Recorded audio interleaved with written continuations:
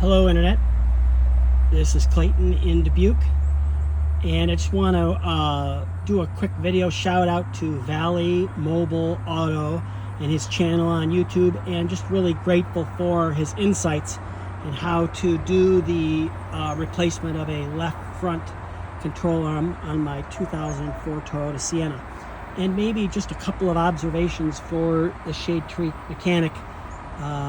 And then there's doofuses like me. But first off, this method is so much more straightforward, even though intensely complicated compared to some repairs.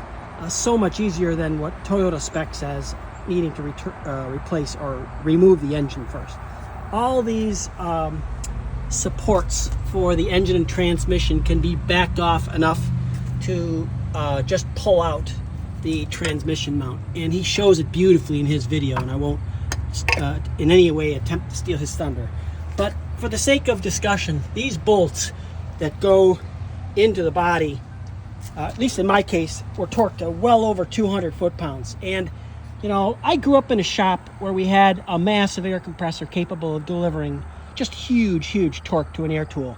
And yeah, I've graduated to something much more modest. And I just want to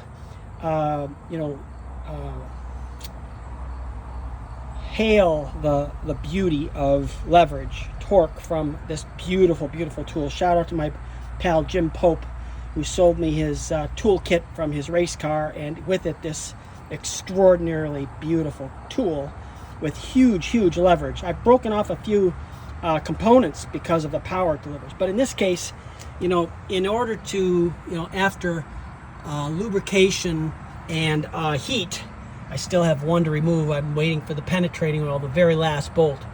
The leverage that this gives me and the length to actually reach outside the wheel well, I can't begin to say how many times that's just made the difference. If you've got a seized fastener, you haven't heated it, you haven't lubricated, better than the best high quality automotive components are going to snap off under the torque of this tool. So you're removing the sway bar links, and I just recently put brand new strut and sway bar link in until I found out, oh man, this bearing was just shot on the front of my control arm and makes the clunkety clunk that many understand. Anyway, it's probably going to take me the same amount of time as Toyota spec, but only because I'm a shade tree mechanic and doing it for the first time.